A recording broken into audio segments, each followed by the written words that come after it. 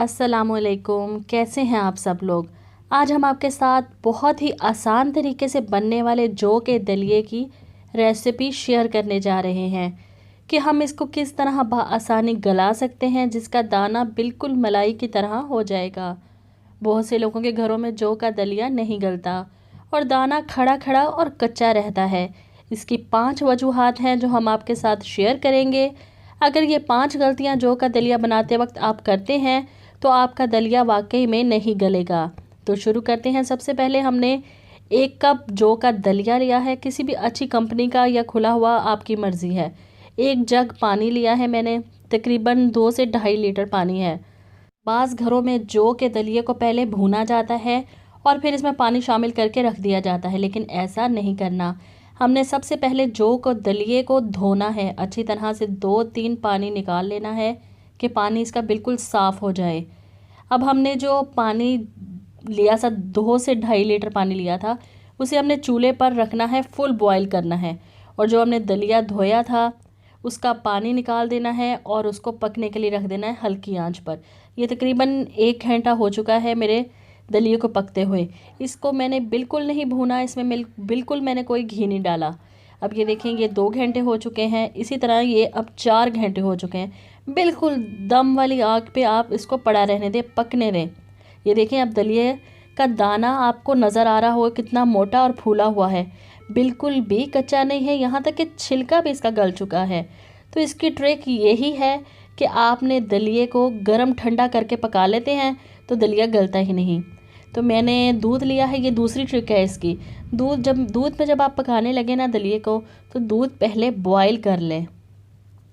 दूध में मैंने इलायची डाल ली है, चीनी नहीं डालनी है, तीसरी ट्रिक है।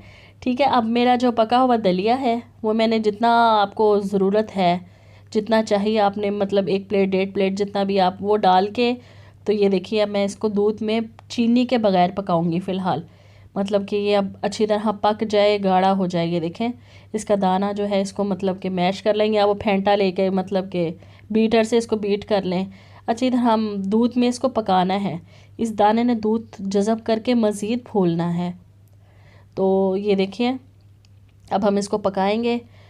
तो इसका दाना मैं आपको दिखाती हूँ। ये देखिए, ज़बरदस्त सा गला हुआ है, बहुत ही नरम सा है, ऐसे हाथ में मलाई की तरह आ रहा है। हालांकि जौ का जो दलिया है वो कभी भी इस तरह नहीं होता कि वो टूटे।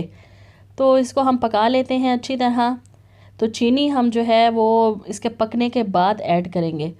पहले ऐड करेंगे तो जो है वो जौ का दलिया वहीं पर खड़ा हो जाएगा। ये थोड़ी सी मैंने मलाई ऐड की है क्योंकि हमने इसमें घी नहीं डाला। तो अगर जिन लोगों को मलाई माफिक है तो वो डाल सकते हैं। तो ये देखिए, मेरा खीर की तरह मेरा दलिया पक कर तैयार हो गया है। ये देखें, गाढ़ा, और इसकी लेस भी आप देख सकते हैं कितनी ज़बरदस्त। इसकी लेस ही तो फ़ायदेमंद है।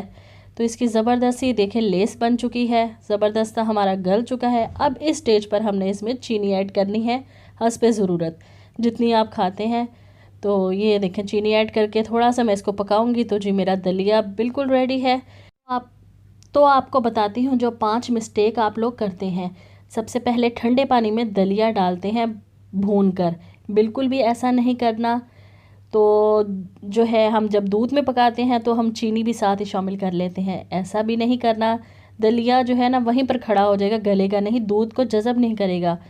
तो ये हमारी 4-5 गलतियां हैं जो आप लोग घरों में अक्सर करते होंगे।